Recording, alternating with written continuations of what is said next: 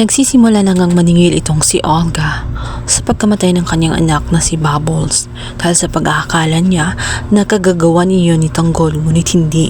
Ang totoo talaga ay si David ang may dahilan kung bakit namatay ang kanyang anak. Sa sobrang galit niya ay sinugod niya ang inanga nitong si Tanggol na itong si Marites. Nag-uunahan ng dalawa, maging itong si Tanggol ay patungo din sa ospital upang iligtas ang kanyang ina. At sa kasawayang palad ay medyo hinilingan ang dating itong si Tanggol. Nauna na nga itong si Olga.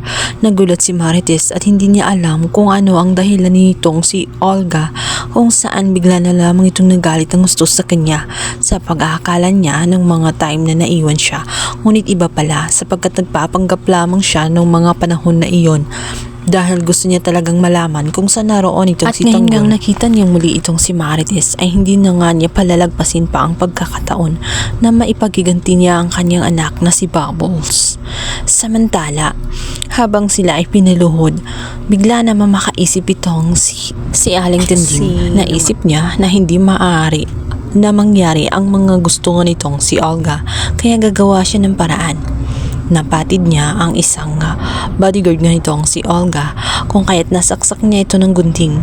Naging dahilan kung bakit nagkaroon ng komosyon at nakatakas maging itong si Marites. Nagkahiwalay sila ng landas. Naipagtanggol ni Aling Tinding ang kanyang sarili gamit ang isang kutsilyo. Nasaksak nga niya ang iilan sa mga tauhan nitong si Olga. Kaya naman nakaligtas siya. Nagtago siya sa isang kwarto. Samantalang itong si Marites ay tumakbo na nga papalayo. Pumunta siya sa rooftop. Napakadami ng tauhan nga nitong si Olga at hindi niya alam kung paano ito matatakasan. Hanggang sa nakapagtago siya sa taas sa rooftop. Ngunit nasundan pa rin siya at dahil sa dami nga ng tauhan nitong si Olga ay wala pa rin siyang nagawa kundi na corner. Ngunit maya-maya nga ay makita na nga nitong si Tanggol itong si Aling Tinding, kung saan babalaan nga siya na pumunta na nga sa taas at iligtas ang kanyang ina. Okay lamang siya, kaya niyang iligtas ang kanyang sarili.